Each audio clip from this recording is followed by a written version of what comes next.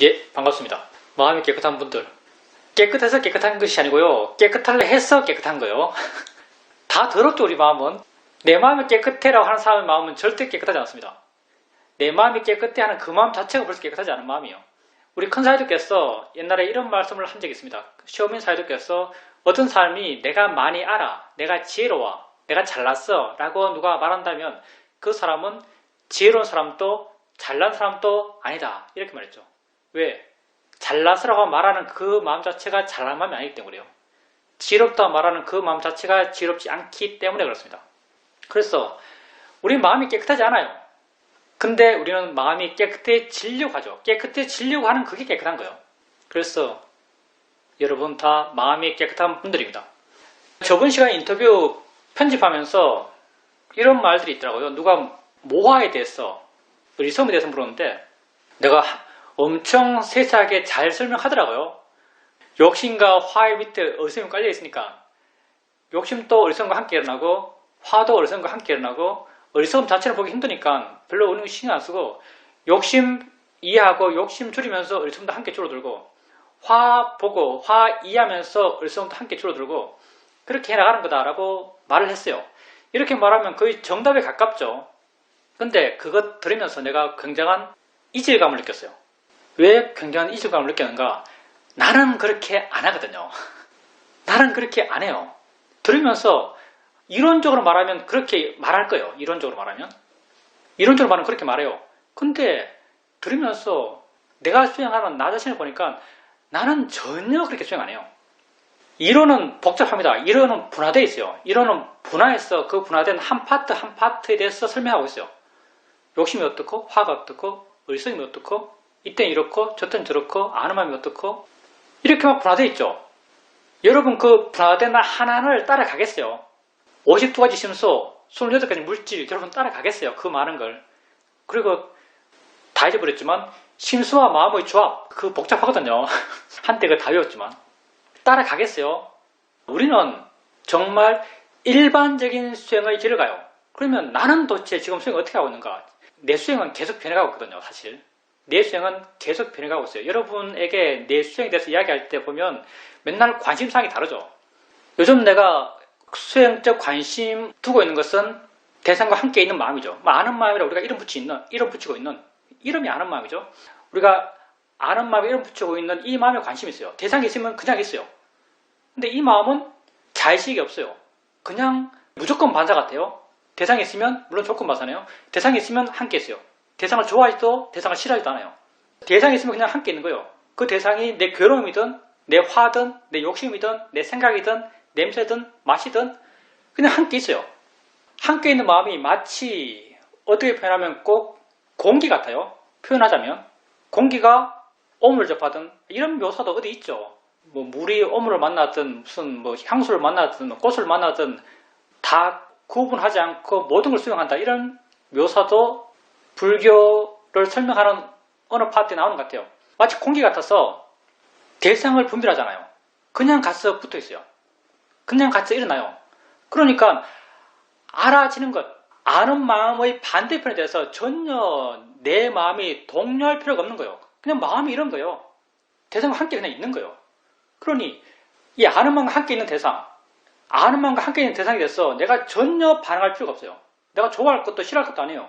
그냥 조건되어 있는 거죠.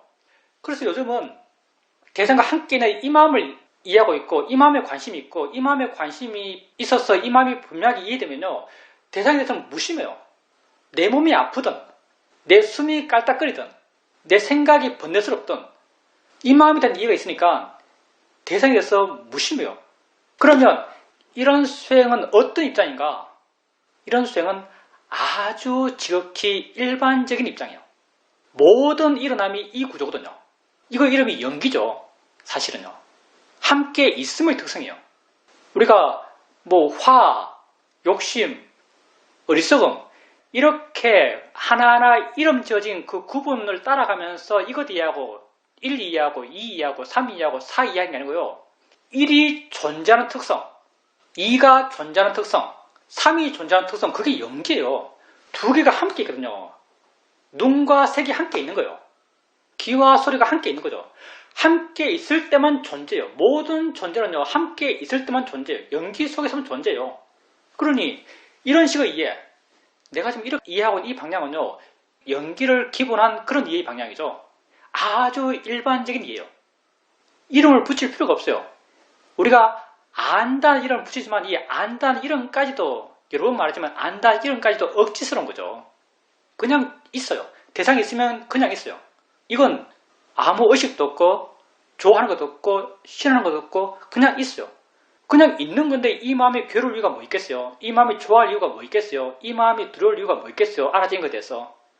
그러니 알아지는 것에 무심해요. 알아지는 것에 반응하지 않죠. 알아지는 것에 동의하지 않아요. 그게 요즘 내가 하고 있는 수행적 관심의 방향이죠. 일관성 있게 느끼는 건데 불교의 모든 이론이요, 결국 가서 집약해서 모이는 것은 연기 같아요. 있음의 특성이거든요. 연기는 있음의 특성이에요. 그게 화든 욕심이든 의성이든 두려움이든 초조함이든 봄이든 들음이든 있음의 특성, 그게 연기죠. 연기하는 것에 있어서 실제 하는 것, 그게 법이고요. 법의 한 측면, 그게 뭐가 됐든 법의 한 측면을 이해하면요, 법의 한 측면을 이해하면 다른 측면도 이해되고 거기에서 내가 욕심내고 화낼 필요가 없다는 게 너무나 명확해요. 내가 지금까지 주되게 알아왔던 것들이 아는 마음이기 때문에 다른 것보다 아는 마음에 대한 이해가 더 깊은 것 같아요. 그래서 대상과 함께 있는 마음, 그 마음에 대해서 관심이 있고 그 마음이 이해될 때 그 마음의 특성이 와 닿죠. 그 마음에 대한 이해가 분명할 때 그 마음이 아는 것들, 그 마음에 함께 있는 것들, 느낌들, 소리들, 생각들, 두려움들, 몸의 고통들, 그런 것들에 대해서 자유로울 수 있어요. 그러니 우리 수행은 복잡하지 않습니다. 점점 단순해져 가요. 점점 단순해져 가요. 이것 하나 알을 통해서 모든 걸 아는 거예요. 왜냐하면 모든 있는 것들의 일반적 특성을 이해하는 거거든요. 모든 있는 것들의 일반적 특성, 그 이름이 연기고요. 그래서 오늘 뭐 화 이해하고 뭐 욕심 이해하고 이런 말 듣다가 뭐야 이거 난 이렇게 안 하는데 말은 그렇게 하지 마. 말은 그렇게 하면서 난 이렇게 안 하는데 이런 느낌이 들어서 좀 약간 생경했어요. 그래서 생각해보니까 나는 정말 아주 일반적으로 수행하는구나. 나는 정말 아주 쉽게 수행하는구나. 말을 들어서는 말을 듣는 여러분은 이게 복잡하게 느껴질지 몰라요. 왜냐하면 법이니까 그 개념이 명확하지 않거든요. 화가 뭐고 욕심이 뭐고 이렇게 개념을 명확히 하면 뭐 이해하는 데 더 도움될지 몰라요. 근데 법은 개념이 명확하지 않죠. 그래서 들으면 여러분이 느끼기에 잘 안 와닿을지도 모르겠습니다. 근데 알면 더 단순하고 더 쉬운 거죠. 어떻게 그 52가지 심소, 뭐 28가지 물질 어떻게 알겠어요 우리가. 의미 없어요 내 생각에는. 진짜 의미 없어요. 그 의미 없다는 게 모르는 내가 말하는 자기 변명이라고 말할지 모르겠는데 모르는 내가 말하는 자기 변명이라고 생각할지 모르겠는데 의미 없어요. 왜? 52가지 심소, 28가지 물질 다 이름들이 달라요. 이름들이 달라요. 근데 이름이 진짜일까요? 이름이 진짜일까요 여러분?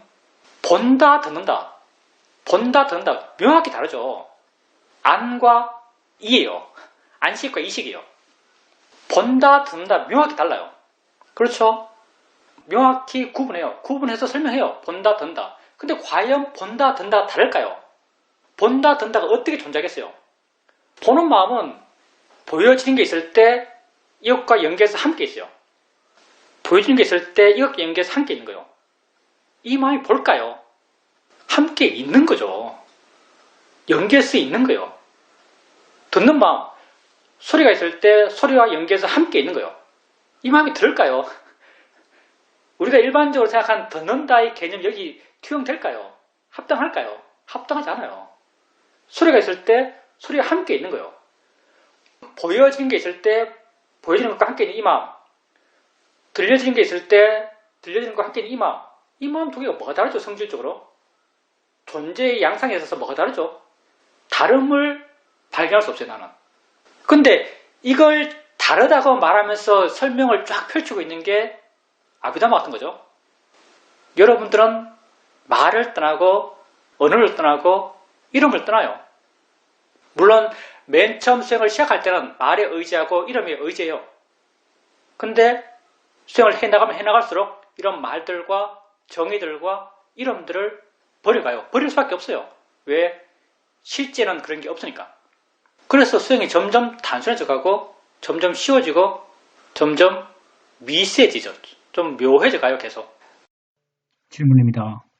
아침에 일어났을 때 일어나기 싫어하는 마음이 있었습니다.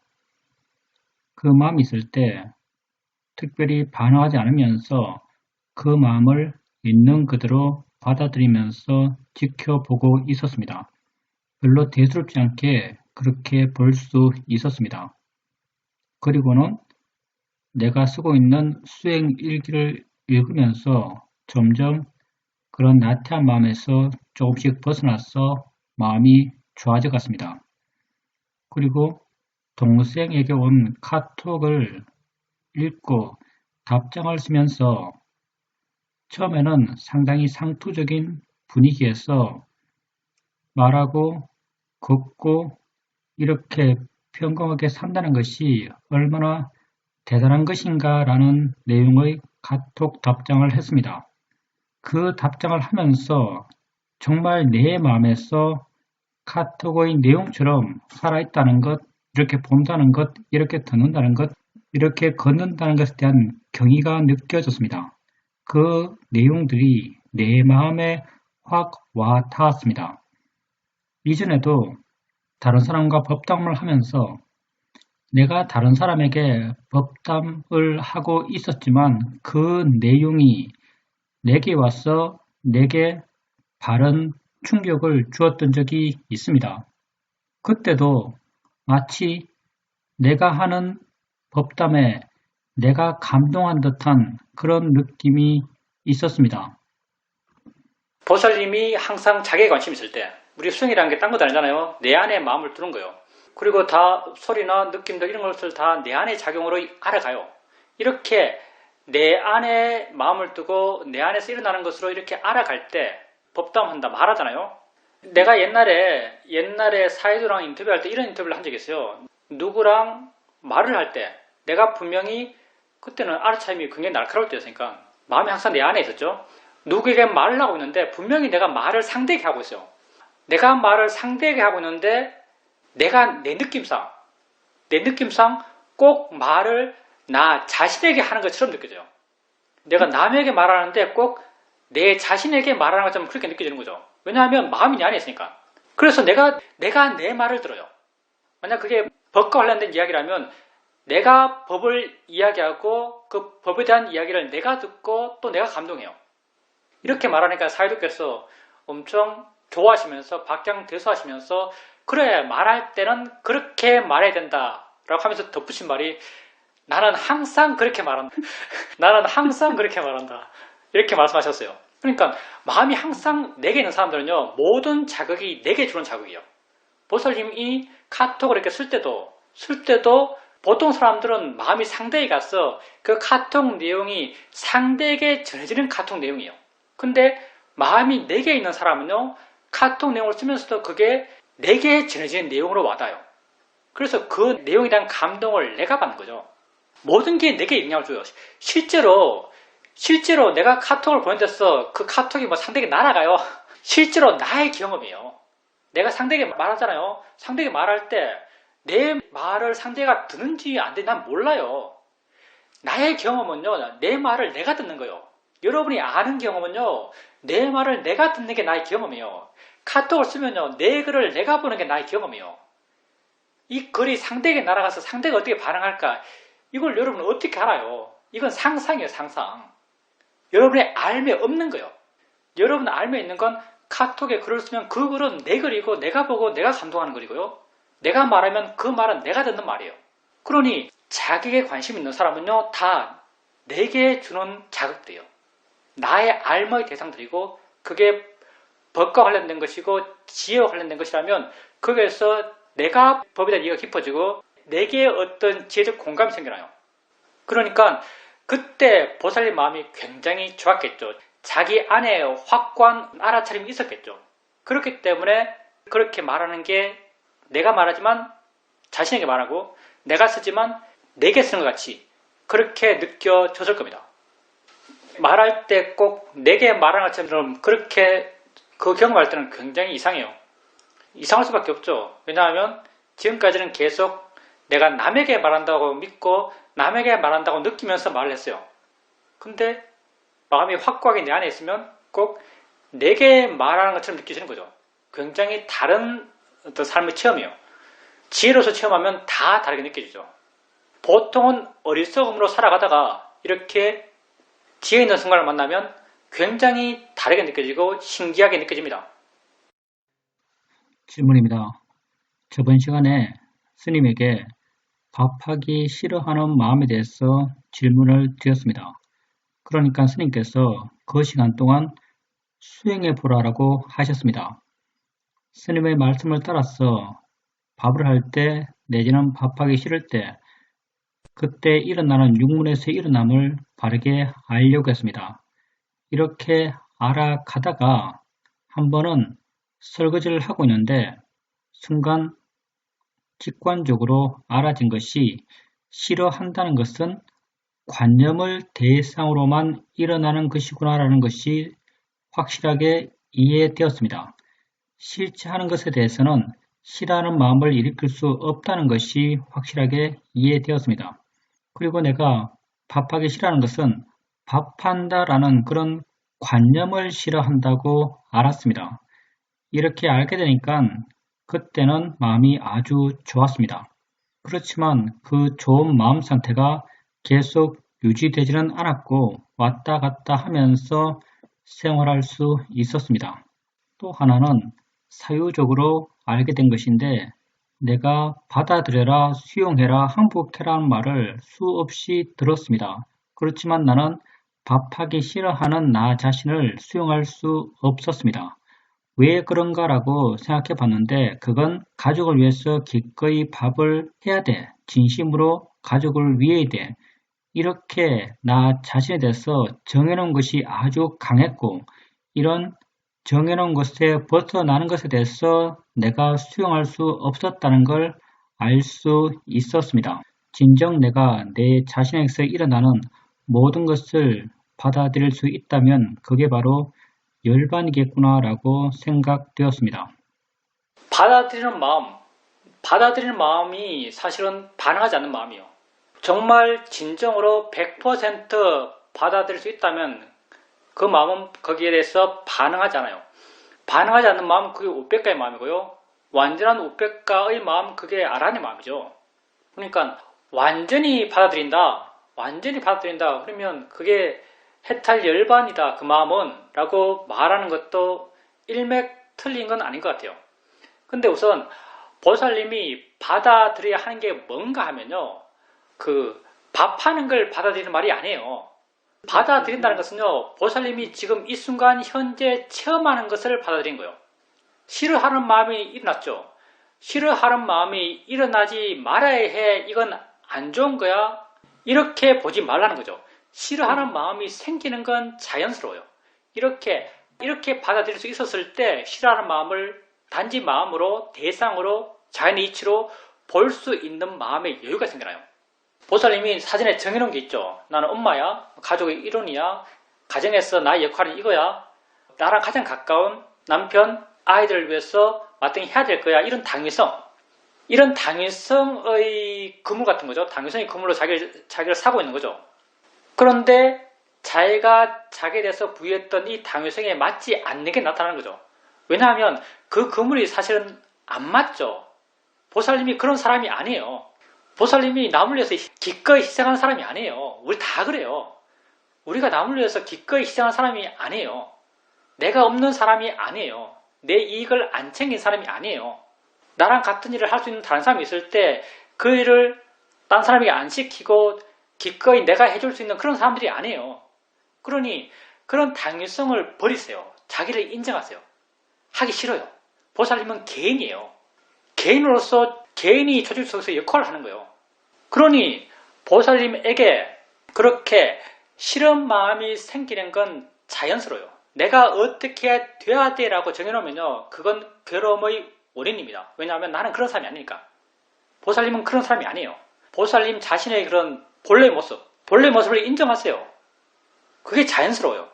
그리고 보살님이 일어나는 것, 하기 싫어하는 마음, 화, 이런 마음들을 인정하세요. 왜? 그게 보살님 모습이에요. 일어나는 게 자연스러워요. 보살님이 하는 게 아니에요.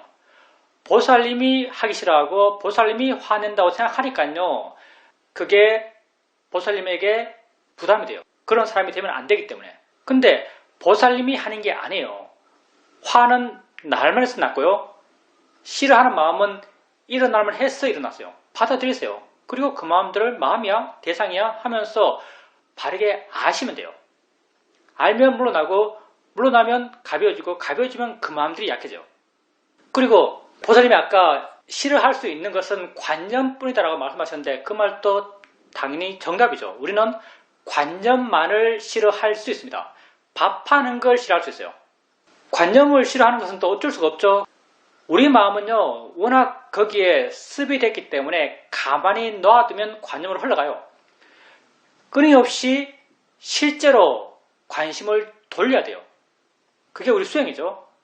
엉덩이 느낌 있으면 느낌이 따라요. 엉덩이 느낌 뭐 특별해요? 엉덩이 느낌 우리 왜 알라 그래요? 이게 실제이기 때문에 그래요. 내게 실제 엉덩이 느낌이 있으니까 엉덩이 느낌을 알라 그래요. 손에 느낌이 있으면 느낌 알라 그래요. 왜? 내 손에 실제 느낌이 있으니까. 진짜 있는 걸 알라고 하면서 그 가장 기본적인 방식으로 엉덩이 느낌, 손의 느낌, 이 소리, 저 소리 그걸 알려고 하는 거죠. 그렇게 관념으로 흐르기 쉬운 마음을 끊임없이 실제로 돌리셔야 돼요. 그리고 그렇게 설거지할 때 손의 느낌, 발바닥 느낌, 보이는 것 그런 걸 알아가시고요. 지금 하는 것처럼 그런 것 알아가시고요. 그리고 여유가 있다면 아는 것 알아가시고 그렇게 해나가는 과정에서요. 안다는 것, 그리고 이해한다는 것, 그리고 내게 관심 있다는 것 바르게 하기 위해서 참되기 위해서 내게 충실하기 위해서 보살님이 하고 있는 그 수행하고 있다는 이 자체에 대해서 보살님 내적인 만족감, 보람 이런 것들이 느껴질 거예요. 무엇을 하더라도 저번에도 아마 말했을 텐데 내가 어떤 일을 하기 때문에 그 일을 하고 있는 내가 가치 있는 게 아니에요. 그 일을 할 때 내 마음이 좋기 때문에 그 시간이 가치 있는 거예요.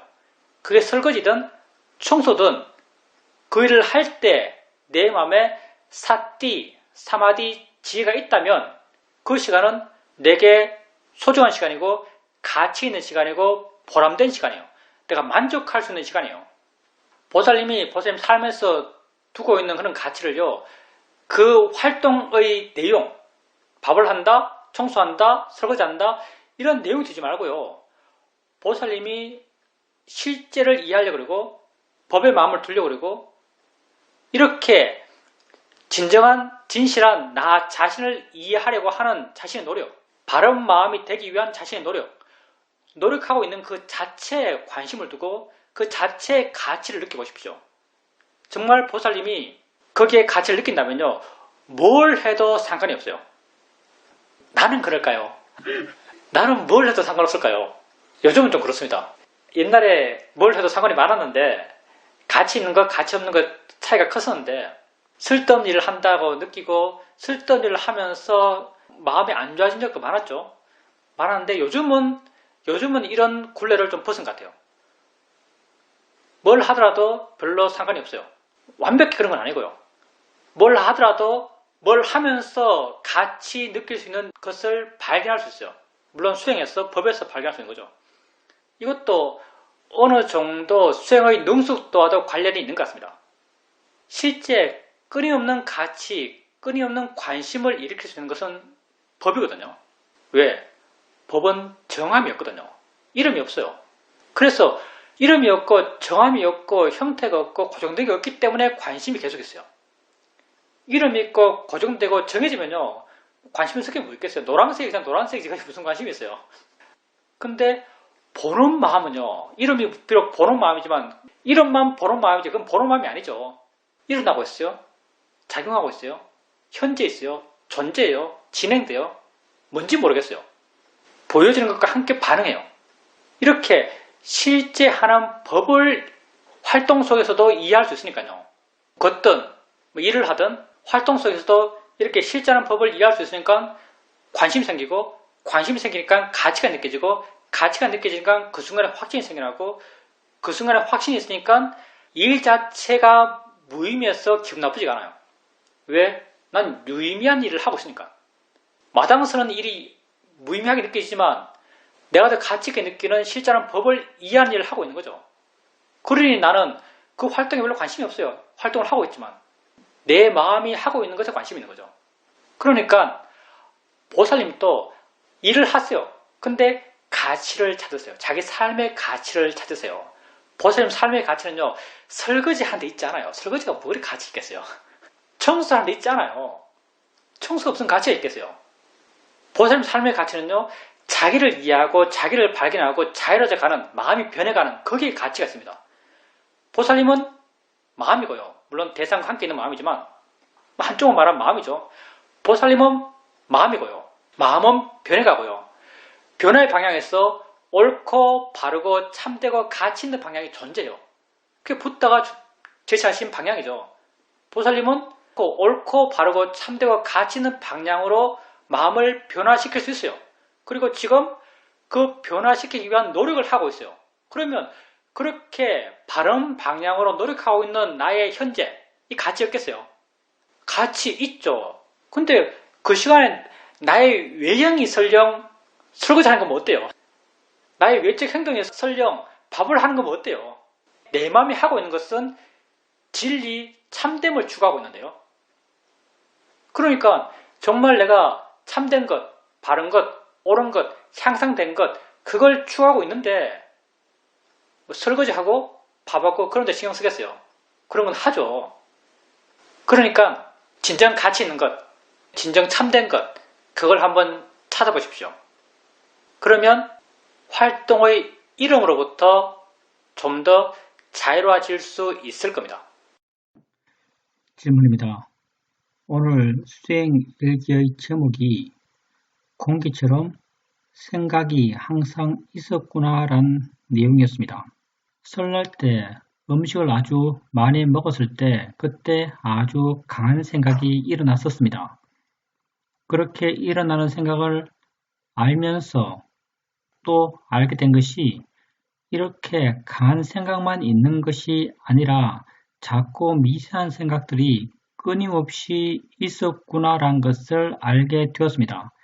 내 마음의 힘이 좋다면, 알아차림의 힘이 좋다면 그런 미세한 마음의 생각 또한 알 수 있겠구나라는 것을 알 수 있었습니다. 그래서 수행을 통해서 마음의 힘을 계속 키워가야겠다라고 생각하게 되었습니다.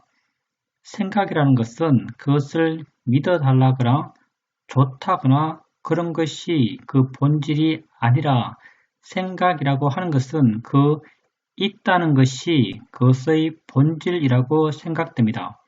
생각을 알아갈 때 생각이 있다라고만 알아주면 된다라고 생각합니다. 물론 생각이 거의 항상 있어요. 생각이 없을 때가 별로 없습니다. 우리에게 물론 알아지는 것은 아주 거친 생각들이 알아지고 있는 거죠. 근데 여러분이 뭐 차를 몰고 가다가 도로 표지판을 봐요. 표지판을 보는 순간 여러분은 그 표지판에 뭐가 써있는지 알죠. 왜냐하면 마음이 그렇게 생각했거든요. 서울 하면 마음이 순간 서울이라고 생각해요. 어떤 사람을 보면서 저 사람 김숙주라고 알았어요. 왜? 마음이 김숙주라고 생각했거든요. 마음은 끊임없이 생각합니다. 끊임없이 생각해요. 근데 마음이 하는 생각들을 더 미세하게 계속 알아가야 하는가, 여기에 대해서 나는 생각이 좀 달라요. 물론 마음이 고요하고 마음의 힘이 좋고 하면은 더 미세한 생각들을 알 수 있습니다. 근데 더 미세한 생각을 안다는 것은 별로 중요하게 생각되지 않습니다. 물론 이건 내 입장이에요. 왜냐하면 특성이 더 같거든요. 거친 생각이든 미세한 생각이든 그 존재의 특성이 모두 같아요. 그래서 어렵게 힘들게 미세하고 보기 힘든 걸 차에서 보는 것의 가치가 얼마나 있을까? 전 별로 크게 있다고 생각하지 않습니다. 보여주면 봐야겠죠. 근데 보려고 애쓸 필요는 없어요. 거친 것만으로도 충분해요. 특성은 다 드러났어요. 그래서 아까 보살님께서 생각 이야기할 때 생각이란 것은 있다고 알아주기만 하면 된다. 있다고 알아주기만을 원한다. 이렇게 말했을 때 난 사실 그 있다는 것을 법의 특성에서 보살님 말을 이해했거든요. 생각은 그냥 있는 거예요. 사실 모든 게 그냥 있는 거예요. 봄도 그냥 있는 것이고 드럼도 그냥 있는 것이고 생각도 그냥 있는 것이요. 있다는 것이 그것의 특성이죠. 법의 특성을 여러 가지로 말하겠지만 존재한다는 것도 하나의 존재의 특성을 설명할 수 있는 내용 가운데 하나죠. 그래서 생각에 대해서 있다라고 알아주기만 하면 충분하다는 말에 대해서 그 입장에서 내가 보살님에게 동의했던 거죠. 생각은 그냥 알아주기만 하면 돼요. 있다고 알아주기만 하면요. 점점 생각 있다는 것이 어떤 의미인지 내게 이해가 됩니다. 그 이해는 생각의 내용으로부터 나를 동요하지 않게 만들어요. 생각 있다는 특성들, 그런 어떤 생각에 대한 이해가 없을 때는 생각의 내용에 빠지게 되고 생각의 내용은 또 욕심과 화와 결부되고 욕심과 화와 결부된 나는 시야가 좁아지고 시야가 좁은 속에서 생각 따라서 말하게 되고 생각 따라서 행동하게 되면서 더 큰 욕심과 더 큰 화를 불러오는 거죠. 근데 생각을 그렇게 있다고 알고 객관적으로 볼 수 있고 그런 마음의 힘이 있고 이해가 있고 그러면 생각으로부터 그렇게 영향받지 않을 수 있어요. 그래서 보살님에게 내가 말하고 싶은 것은 생각이 항상 있어요. 근데 미세한 생각이 보여주면 보더라도 보려고 할 필요는 없다고 생각돼요. 보려고 하는 마음이 나거든요. 나. 에고예요. 기다리면 보여줘요. 이건 법으로서의 특성이죠. 알아지는 것, 아는 것, 이건 법으로서의 특성이에요. 그냥 생각이 알아지면 알면 돼요. 아는 방식은 보살님 말씀처럼 있다고 알면 됩니다. 있음이 그것의 특성이에요. 왜? 생각이 있으니까. 질문입니다. 생각을 알아갈 때 생각 자체가 아니라 생각을 안다는 것, 아는 마음을 알아가야 하는 것인가요? 이 법에서 내가 여러분에게 말하고 있는 수행의 길은요, 굉장히 좁은 소로예요. 쭉 다 이야기하니까 굉장히 좁은 길을 가르쳐주고 있죠. 사실은요. 알아차리 방식, 띄엄띄엄, 수동적, 무의지적으로, 그리고 아는 마음 이해하고, 아는 마음 이해가 깊어지면 다른 것도 이해되고, 연기도 이해되고, 한 길을 이야기하고 있어요. 근데 이건 내가 그렇게 했기 때문에 내가 이렇게 말하는 거예요. 사실 수행을 이야기하는 사람은요, 자기가 한 것밖에 몰라요. 우리는 그렇게 바람이 뛰어난 사람이 아니죠. 붓다 같은 사람들이 아니에요. 내가 한 길밖에 몰라요. 내가 왔던 길, 내가 거쳐왔던 과정에 대해서 여러분에게 말하고 있는 거죠. 굉장히 좁아요. 왜? 내 개인이 한 거니까. 어떤 측면에서는 사회도와도 다를 수 있어요. 큰 맥락엔 같겠지만 사회도와도 다른 입장을 취할 수도 있습니다. 마찬가지로 보살님이 지금 뭘 알아야 하지 않는가 말했는데 그건 순전히 내 이야기고요. 보살님이 꼭 그걸 해야 되는 건 아니에요. 보살님은 보살님 마음에 와닿는 걸 해나가면 돼요. 실제 하는 걸 뭘 이해도 상관이 없어요. 나는 대표적으로 이 길을 제시할 뿐입니다. 왜? 나름 제한적이나마 내게서 증명되었다고 내가 생각하기 때문에 나는 이 길을 제시해요. 근데 이게 전부다라고 받아들일 필요는 전혀 없습니다. 물론 기본적인 방향성은 똑같죠. 무상공 뭐하라는 바른견에 물을 나고 가볍게 본다는 것, 실제는 법을 반항한다는 것, 이런 기본적인 방향성은 똑같겠지만 그 세부적으로 뭘 꼭 이해해야 되는가 이런 것에 대해서는 각자 성향에 따라서 관심에 따라서 충분히 다를 수 있습니다. 질문입니다. 제게는 아주 불쾌한 머리의 느낌이 있습니다. 좌선하면서 머리 느낌이 그렇게 항상 알아지는데 이전에는 아주 강하게 싫어하는 마음이 있었습니다. 수행에 오면서 바르게 보려고 해왔고 조금씩 요즘은 머리의 느낌에 대해서 있든 없든 크게 상관없는 듯한 느낌이 있습니다. 무시하고 있다고 느껴집니다. 그러면서 다른 알아지는 것들, 다른 느낌들을 알아가고 있습니다. 이게 이런 무시하는 마음의 반응이 혹시 화로서 그렇게 하고 있나라고 의심되기도 합니다. 그렇지만 나는 그때 화의 마음이 있는지를 잘 모르겠습니다.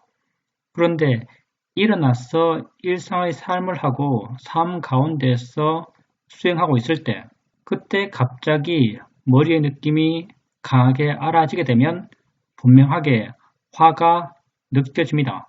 그렇게 갑자기 느껴지는 화의 느낌을, 화의 작용을 알면서 순간 화에 대해서 이게 화구나, 이게 화가 하는 일구나, 이게 화의 마음이구나 라는 것이 분명하게 이해되었습니다.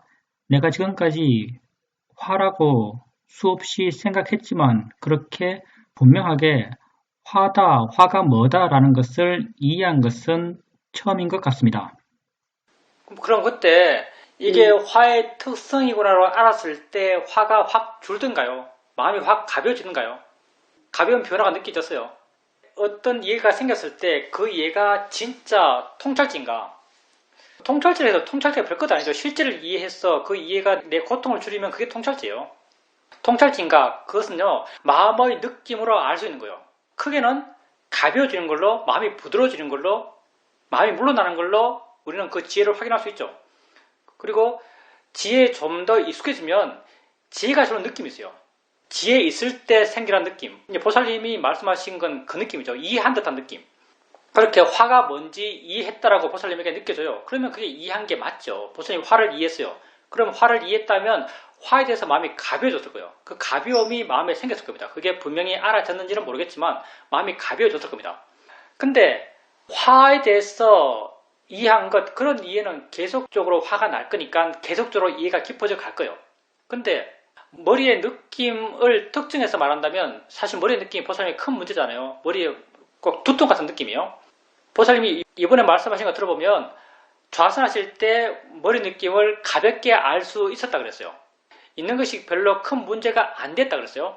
큰 문제가 안 된 것이 화로서 무시했는가라고 이렇게 말씀하셨는데, 만약에 그게 화였다면요, 머리 느낌에 계속적으로 신경이 쓰였을 거예요. 화는 경직된 마음이거든요. 그것을 받아들여서 여유 있는 마음과 그것을 받아들일 수 없어서 경직된 마음은 굉장히 달라요. 아마 좌선하실 때 그 머리의 느낌을 받아들일 수 있는 마음, 여유 있는 마음이었기 때문에 머리의 느낌을 그렇게 있어도 별로 상관없는 상태로 있을 수 있었을 겁니다. 근데 보살님께서 머리 느낌에 대해서 마음이 그렇게 수용적이었지만 머리의 느낌은 굉장히 강했다고 말씀하세요. 강하다 약하다는요, 굉장히 주관적인 거예요. 굉장히 관념적인 것이고 정확한 게 아니에요. 근데 머리의 느낌의 강도는 뭐가 결정하는가? 머리의 느낌은 보살님 마음으로 만들어낸 거예요. 머리의 느낌은 부정적인 것이죠. 부정적인 것을 만들어내는 마음은 화예요. 화가 크면 클수록 머리의 느낌은 강해져요. 머리의 느낌을 싫어하면 싫어할수록 머리의 느낌은 강해져요. 근데 보살님께서 그때 머리 느낌에 대해서 마음에 여유가 있었어요. 머리 느낌을 대충 인정하고 대충 볼 수 있었어요. 그건 화가 약했단 말이죠. 마음이 부드럽단 말이에요. 화가 약하고 마음이 부드럽다면요, 머리의 느낌도 약해졌어요. 보살님이 머리 느낌을 어떻게 약하게 하고 어떻게 없애갈 것인가, 이렇게 머리의 느낌에 대해서 싫어하는 마음을 줄이면서 약하게 하고 줄여가는 거예요. 좌선하실 때 그렇게 보살님은 머리의 느낌을 대상으로 이해했기 때문에 싫어하는 마음이 약했고, 싫어하는 마음이 약했기 때문에 머리의 느낌 또한 약해졌어요. 머리의 느낌 가지고 이게 얼마나 약해졌는가를 구분하기는 굉장히 힘듭니다. 판단하기엔 굉장히 부정확해요. 근데 지혜는 있고 없고 약하고 크고가 상당히 분명히 우리에게 알아지거든요. 그래서 보살님이 앞으로도 관심 갖고 해야 될 것은요, 내가 그것을 대상으로 얼마나 이해하고 있는가, 마음이 얼마나 부드러운가, 마음이 대상으로부터 얼마나 먼가, 여기에 대해서 관심 갖고 그걸 계속 봐 나가셔야 돼요. 질문입니다. 저에게는 머리 느낌에 대해서 마음이 부드러워지고 마음에 여유가 있고 머리 느낌을 쉽게 볼 수 있게 되면 머리 느낌 또한 약해져야 하지 않나라는 믿음이 있습니다. 설령 마음이 이렇게 여유 있게 머리 느낌을 안다 하더라도 머리 느낌이 그렇게 강한 것이 말이 되는가라는 생각이 있습니다. 그래서 그때 머리 느낌을 아는 마음이 혹시 화가 아닐까라고 생각하는 것입니다. 보살님께서 머리의 느낌이 사실 마음은 자기의 기준하에서 자기의 선입견 속에서 모든 걸 판단하고 모든 걸 해석해요. 크다 작다도 내 마음의 기준 따라서 그걸 크다 작다 세다 약하다고 판단하는 거죠. 근데 보살님 마음에 이러면 머리 느낌이 좀 약해져야되지 않나라는 마음을 갖고 있어요. 이런 기준이 있어요. 이렇게 되면 머리 느낌이 좀 약해져야 되지 않나라는 마음을 갖고 있어요. 이런 마음을 갖고 있는 마음이 머리 느낌을 봐요. 그러면 머리 느낌이 약해졌을 때 약해진 줄 알까요? 모를 겁니다. 이만하면 약해져야지라고 하면요, 약해져도 약해진 줄 몰라요. 보살님 마음이 평온했다면, 보살님 마음이 약하다 크다에 대해서 아무 선입견이 없다면요, 약해지면 약해졌네라고 알아줘요. 근데 약해진 걸 기다리면요, 약해지지 않아요. 약해져도 약해진 줄 몰라요. 왜? 기다리는 마음이 욕심이거든요. 욕심은 절대 만족을 모릅니다. 그러니 보살님은 그게 커진다 작아진다 여기에 관심 두지 마세요. 이해하려 그러고 지혜를 확인하는 쪽으로 마음을 쓰세요. 마음이 얼마나 가벼운가? 마음이 얼마나 멀어져 있나? 마음이 얼마나 부드러운가? 부드러워졌네? 그럼 만족하는 거죠. 그게 크든 작든, 크다 작다 세다 약하다는요, 관념적인 거예요. 관념적이란 말은요, 내 마음의 기준 따라서 얼마든지 변할 수 있다는 거예요. 객관성이 전무해요. 그러니 보살님이 객관성 있게 스스로를 판단할 수 있는 것은요, 지혜를 기준으로 판단할 수 있습니다. 지혜는 워낙 많이 해봤고 많이 경험해봤고 웬만큼 판단할 수 있습니다. 지혜에 대해서는. 마음이 부드러워지는 것, 마음이 가벼워지는 것, 마음이 멀어지는 것, 이해한 듯한 느낌, 그런 걸 통해서 지혜는 있다 없다를 판단할 수 있습니다. 그러니까 지혜에 관심을 갖고 지혜를 키워가려고 그러고 지혜에 있음을 확인해 가려고 그러세요. 머리 느낌이 약해졌는 걸 확인하려 하지 마십시오.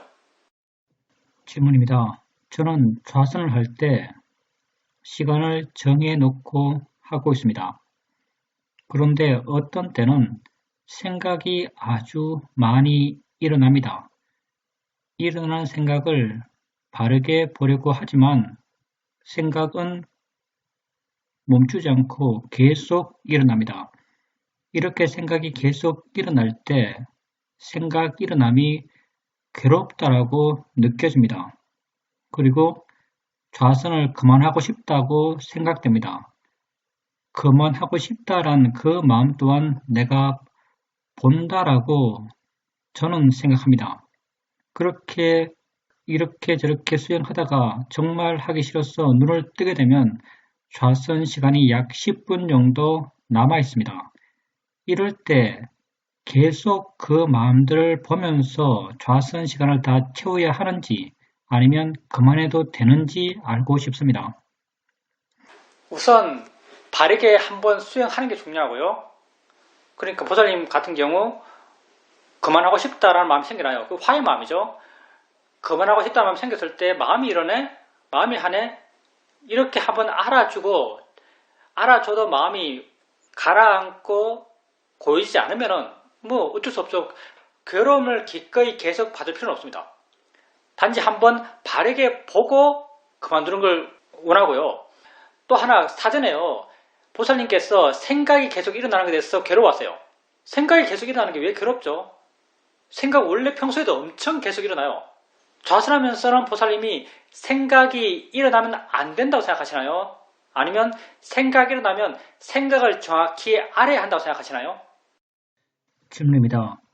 오늘 산책하면서 생각이 일어났는데 내가 생각 일어난 것을 마음이 한다, 생각이 있다 이렇게 바르게 알아차림하는 경우는 굉장히 드뭅니다. 저는 제가 생각에 대해서 긴장하고 있다라고 알게 되었습니다. 내가 이렇게 생각에 대해서 긴장하고 있구나. 생각이 일어나면 바르게 알려고 애쓰는구나 라고 알게 되었습니다. 좋습니다. 보살님이 생각에 대해서 긴장하고 있어요. 생각에 대해서 바르게 대처하고 바르게 봐야 한다는 어떤 강박 같은 게 있을 수 있겠죠. 수행을 잘하려고 하지 마십시오. 수행은 대충대충 하면 됩니다. 잘하려고 하면 못해요. 잘하려고 하는 게 이미 못하는 거예요. 수행을 대충대충 하세요. 생각에 대해서도 잘해야 되는 게 아니에요. 생각에 대한 보살님의 가장 기본적인 마음가짐은요, 네 될 대로 되라 이런 마음이에요. 할 테면 해라. 보살이 마음이 중요한 거죠. 생각이 중요한 게 아니에요. 생각을 마음이 막 하고 있어요. 생각을 마음이 막 하고 있을 때 보살이 마음은 여유있게 이렇게 착 가라앉아 있다면요. 이거 고요함이죠. 여유있게 착 가라앉아 있다면요. 보살님 수행 상태는 굉장히 좋은 거예요. 생각이 많이 일어난다 해서 수행 상태가 안 좋은 게 아니에요. 생각에 대해서 마음이 여유있다면 보살님 수행 상태는 좋은 거죠. 수행하는 마음이 좋기 때문에.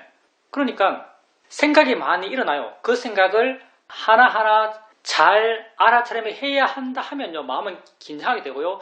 긴장하면 둔해지고요. 둔해지면 알아차림 못해요. 그럼 못하니까 불만족스럽고요. 불만족스러우니까 괴로운 거죠.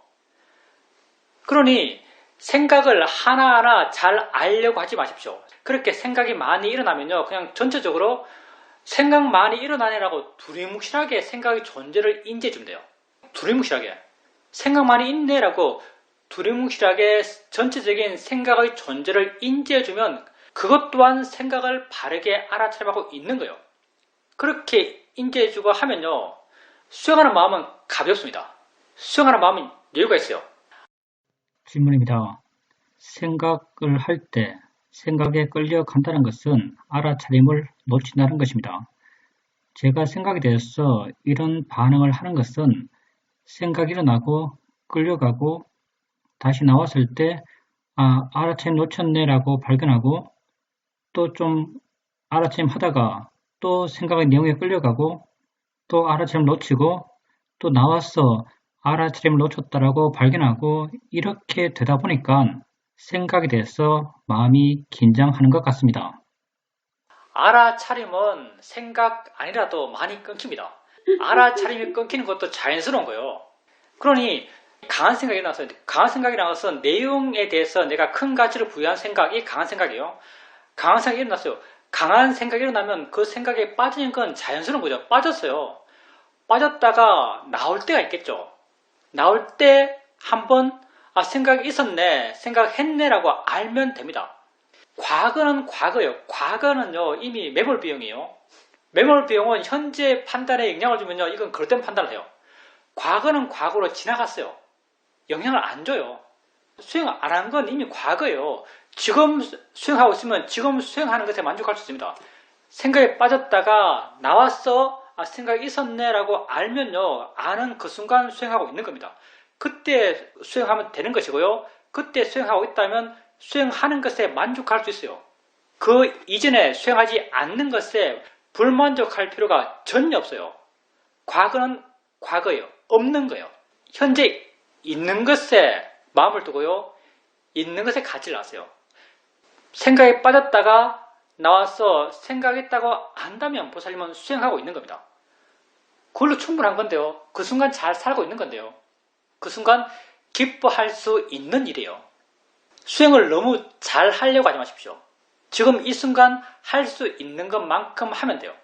보살님은 특히 생각에 대해서 좀 더 마음이 여유롭게 될 필요가 있습니다. 질문입니다. 스님이 하신 옛날 법문 메모해놓은 거 보면은 스님께서 수행을 해가면 해갈수록 세상에서 중요한 것들이 줄어든다라고 말씀하십니다. 이 중요한 것은 다 관념적인 삶의 이야기들을 말하는 것인가요? 관념적인 내용들이 중요하다는 그런 생각들이 주로 들어요. 관념적인 내용이란 것은 건강해야 돼 이런 거, 집이 예뻐야 돼 이런 거, 미래가 보장돼야 돼 뭐 이런 것들, 이런 것들에 대해서 별 생각이 없어요. 점점 없어져요. 어떻게 돼도 상관없어라고 되어지죠. 점점 이렇게 되든 저렇게 되든 별 상관이 없는 마음이 되어가요. 왜냐하면 여러분들이 수행하면서 점점 마음이 변해가는데요. 여러분이 변화해 나가는 마음의 방향은 오직 한 방향이에요. 그 대상이 뭐든 그게 소리든 느낌이든 생각이든 그걸 대상으로 여러분은 동일한 마음을 키워가요. 뭐냐면 우백가의 마음이죠. 평온의 마음이요. 평온의 마음이 뭔가? 평온의 마음은 예를 들어 소리 같으면 소리에 대해서 마음이 평온해요. 무슨 말인가? 좋은 소리가 없어도 상관없고요. 안 좋은 소리가 있어도 상관없는 마음. 이게 평온의 마음이에요. 있고 없고의 내지는 좋고 싫고의 양극단을 떠난 중도의 마음이죠. 중도와 우백가는 같은 말이에요. 사실요. 양극단을 떠난 중도의 마음이요. 여러분이 수행을 해나가면서 끊임없이 무엇을 대상으로 하든 키워가는 마음은요. 이 중도 우백가의 마음이에요. 당연히 이 마음은 세상에 대해서도, 세상의 이야기에 대해서도 그대로 투영이 돼요. 왜? 이 마음을 10년, 20년 개발했으니까. 건강하든 건강하지 않든 상관없는 마음의 힘을 키워줘요. 좋든 안 좋든 상관없는 마음의 힘을 키워줘요. 그러니까 중요한 건 뭐겠어요? 건강해야 돼, 이게 중요한 거죠. 잘 살아야 돼, 이게 중요한 거죠. 부자 돼야 돼, 이게 중요한 거죠. 예뻐져야 돼, 이게 중요한 거죠. 근데 예뻐지든 못나지든 별 상관없는 마음, 잘 살든 못 살든 별 상관없는 마음, 건강하든 건강하지 않든 별 상관없는 마음, 그 마음이 여러분 수행해서 키워져가요. 세상에도 당연히 이 마음이 투영되죠. 그래서 세상에 중요한 건 점점 줄어들어 가요. 그래서 세상으로부터 자유로워져 가는 거죠. 그러면 중요하단 말이 좀 애매한 말인데, 여기서 중요하단 말은요, 집착으로 중요하단 말이에요. 집착으로 중요하단 말은 무슨 말이냐면, 그렇게 안 되면 괴로워진단 말이에요. 그렇게 안 되면 괴로워질 때 이건 집착으로 중요한 거예요. 이렇게 내가 세상에 대해서 중요한 것이 약해졌다 하더라도 내 삶의 방향에서 옳고 바른 게 있겠어요, 없겠어요? 옳고 바른 게 있어요. 건강해지는 게 옳아요. 맞죠? 잘 사는 게 옳아요. 그래 되는 게 바람직해요. 당연히 바람직한 건 존재해요. 그리고 바람직한 방향으로 노력해요. 그렇지만 바람직한 방향이 안 돼도 상관없는 마음이에요. 질문입니다. 속세 살면서 여러 가지 역할과 주어지는 의무들이 있습니다. 이렇게 여러 사람과의 관계 속에서 자기의 위치에서 당연히 갖게 될 역할과 지위가 어떻게 중요하지 않을 수 있을까라는 생각을 버릴 수가 없습니다. 불교수행의 목적, 우리가 이 시점을 통해서 마음이 되어가고자 하는 근본적 목적, 그건 고통을 줄이기 위해서요. 고통을 줄이는 것, 이게 불교수행의 유일한 목적이죠. 불교 존재의 유일한 목적이에요. 고통을 줄인다는 것. 보살님에게 중요한 것이 있으면요, 보살님은 고통받습니다. 중요한 게 있으면요, 고통받지 않을 수가 없어요. 보살님이 바르다와 중요한 걸 구분해서 말하겠는데, 보살님이 중요한 것이 아니고 바르다고 할 때, 바른 걸 실천할 때, 바른 걸 실천할 때 바르게 되지 않아도 상관이 없어요. 바르게 되지 않아도 상관없는 마음으로 바른 걸 실천할 때, 보살님은 굉장히 가벼운 마음으로 그 실천해요. 근데 중요하다고 집착한 마음으로 실천할 때, 그리고 바르다고 아는 것을 가벼운 마음으로 실천할 때 실천하는 내용은 똑같아요. 실천하는 내용은 똑같아요. 보살님이 아닌 다른 사람이 보살님 보기에는요, 보살님은 똑같은 일을 하고 있어요. 단지 다른 건 뭐냐면 보살님 마음이 달라요. 얼마나 고통받고 있는가가 다른 거예요. 그러니까 하나 일을 하더라도 고통받지 않는 마음, 자유로운 마음, 행복한 마음으로 그 일을 하는 방향으로 나아가야죠. 그게 수행으로서 수행하면서 그 일을 하는 겁니다. 질문입니다. 저는 사실 아침에 언제 일어나도 상관이 없습니다. 그런데 만약 5시 반에 눈이 떠졌다면 가장 최선은 발딱 일어나서 1시간 동안 좌선을 하러 가는 것입니다. 그렇게 되면 좋을 텐데 실제 그렇게 되지 않을 때가 많습니다. 어떻게 해야 될까요?